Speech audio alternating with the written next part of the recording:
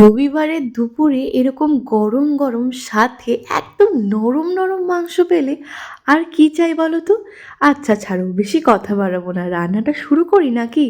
প্রথমেই তেল গরম করে আলুগুলোকে নুন আর হলুদ দিয়ে ভালোভাবে ভেজে নিয়ে আলাদা করে তুলে রেখে দেবো।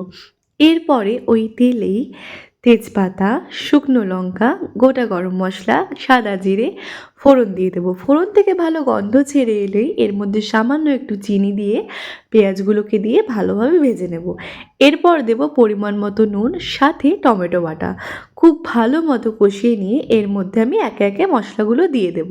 এই যেমন ধরো হলুদ গুঁড়ো, জিরের গুঁড়ো, লঙ্কার গুঁড়ো দিয়ে আবারও খুব ভালো মতো কষে নিতে হবে।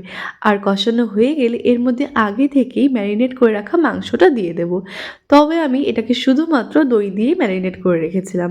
এবার চলো খুব ভালো মতো মিশিয়ে নিই। দেখতে পাচ্ছ এটাকে প্রায় 50 মিনিট ধরে কষানোর পরে আমি আদা রসুন বাটা দিয়ে আবারও খুব ভালোভাবে মিশিয়ে নিয়েছি। দেখো কি দারুণ কষে এসেছে। এরপর আমি এর মধ্যে গরম জল দিয়ে দেবো। আর এরপরে আরও 50 মিনিট আমি এটাকে সেদ্ধ হওয়ার জন্য দিয়েছিলাম। এটাকে আমি আলাদা করে কোনো প্রেশার কুকারে দিইনি। এরপর আলুগুলোকে আমি এর মধ্যে দিয়ে দিলাম, সাথে দেব গুঁড়ো গরম মশলা অনেকটা পরিমাণে। ব্যাস, তাহলেই রেডি আজকের এই সুন্দর খাসির মাংস।